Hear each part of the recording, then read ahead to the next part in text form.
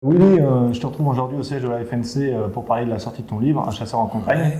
Bonjour et bonjour à tous. Merci de nous recevoir pour Chasse Passion. Alors je vais aller directement à l'essentiel. Pourquoi as-tu écrit ce livre?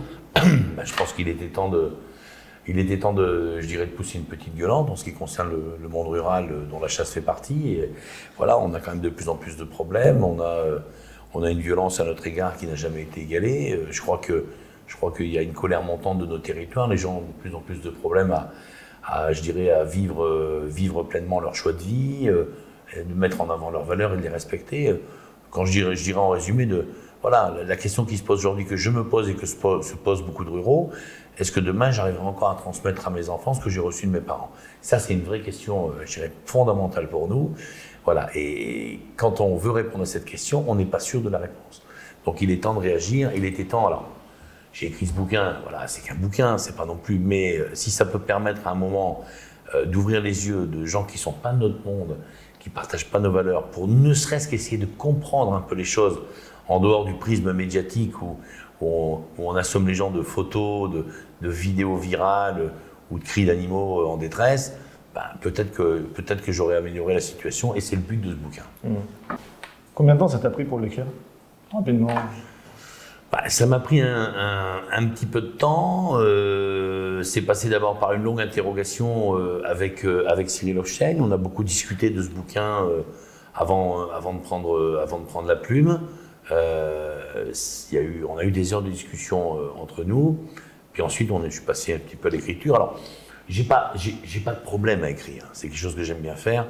J'aime bien signer beaucoup de billes d'humeur, d'éditos, ce genre de choses comme ça. Et je m'étais toujours dit, je vais écrire un bouquin. Donc, une fois qu'il y a eu un peu de maturation qui a été faite, on est passé à l'écriture. Je suis passé à l'écriture assez facilement, dans le fond. Donc, ça prend toujours un petit peu de temps parce que je ne peux pas faire ça tous les jours. Mais voilà, c'est quelque chose qui s'est réglé rapidement. Je dirais pratiquement en quelques semaines. D'accord. Alors, dans ce livre, Un chasseur en campagne, j'ai vu que les premiers mots étaient adressés à ta famille. Oui. Les tout premiers mots, c'est une façon de laisser un héritage? Mes enfants, oui, c'est effectivement laisser un héritage parce que je pense qu'on a tous besoin de savoir d'où on vient pour mieux savoir où il faut aller plus tard. Voilà, donc avoir un père autant engagé dans les sujets de la chasse, dans les sujets de la ruralité, j'ai essayé de transmettre beaucoup de choses à mes enfants et puis je voulais leur dédicacer évidemment ce livre, également mon frère qui a été quelque chose d'important dans ma vie, j'en ai deux, mais j'en ai un malheureusement qui est décédé depuis longtemps. Voilà, et puis j'ai aussi voulu remercier à la fin à mon épouse qui vit des fois un enfer à cause de moi, parce que c'est prenant, parce que c'est violent.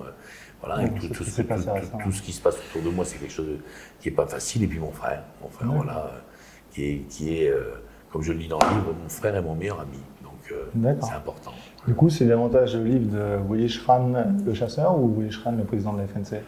Ou est-ce qu'on peut dissocier les deux finalement? On peut toujours dissocier les deux. Je pense que le livre mélange les deux dans le fond.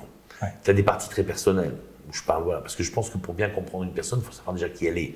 Voilà, les mecs me voient, on va dire comme la grande gueule clivante qui parle de chasse. J'ai aussi voulu prouver que que c'est pas parce qu'on est chasseur, qu'on a des convictions fortes et une motivation à les défendre qu'on ne reste pas des êtres humains avec, je dirais, nos qualités, nos défauts et puis notre passé qui est des fois lourd ou qui est des fois délicat ou sensible.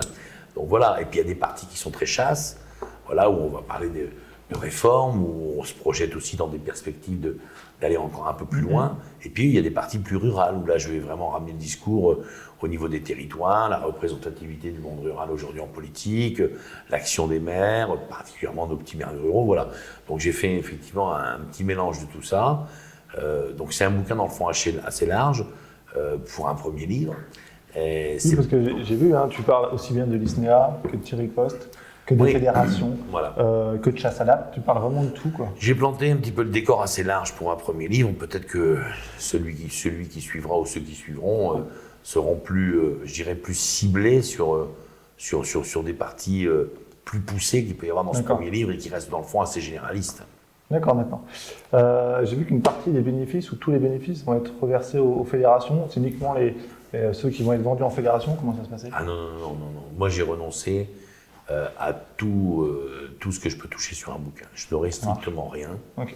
Voilà. Parce que d'abord, ce bouquin, je n'aurais pas pu l'écrire si je n'avais pas été président national. et président départemental aussi, dans les présidents régionaux. Donc voilà, donc je pars du principe que si je peux écrire ces lignes, je les dois aux chasseurs qui m'ont élu. Donc à partir de là, je ne peux pas faire un chèque à tous les chasseurs, ce n'était pas possible. Mais par contre, j'ai voulu que ce que j'aurais dû toucher, normalement pour ce livre, soit reversé effectivement aux fédérations de chasseurs. Donc moi, j'y gagne pas un centime. Ça marche. Un chasseur en campagne, je ne reviens pas sur la préface d'Éric Dupond-Moretti, j'en ai parlé sur Chasse Passion, tout le monde en a parlé. Okay. Il est chasseur, vous avez fait confiance mutuellement, il a décidé de publier cette préface malgré qu'il soit garde des Sceaux. Donc, un homme de conviction, qui est dans ses bottes, voilà, qui dit des choses, mais je pense que c'est des bonnes choses, qui ne s'est jamais caché de ce qu'il dit dans cette préface. Voilà, il dit quoi? Il dit qu'il y a un problème avec une frange extrémiste je dirais, de l'écologie, du véganisme ou de l'animalisme. On ne peut pas le nier aujourd'hui. Il y a des gens extrêmement violents autour de nous qui nous agressent. Ce n'est pas une généralité, il le nuance. Bon, voilà, il les appelle lui des ayatollahs, moi je les appelle plutôt les extrémistes. Mais voilà, et je pense que c'est bien de sa part, et puis c'est courageux. Et puis à quelque part, j'entends toujours des gens qui disent « Oui, mais les hommes politiques ou les femmes politiques disent pas assez la vérité. » Ben voilà, il y en a un qui dit ce qu'il pense, on peut qu'applaudir. Il l'avait écrit quand, la préface? Début d'année. En début d'année, ça marche. Voilà. Merci beaucoup Willy, à très bientôt. Merci, à bientôt.